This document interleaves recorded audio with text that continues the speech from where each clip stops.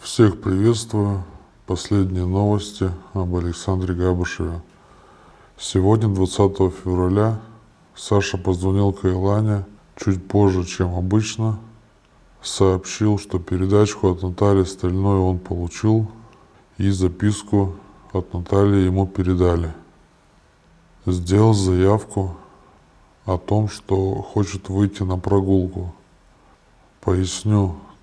Там предварительно заявлять и сообщать положено о таком желании. В тюрьме, кстати, тоже аналогичные правила. Ждет суда.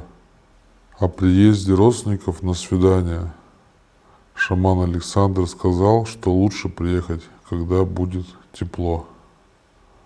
Спасибо всем за поддержку. Подписывайтесь на канал.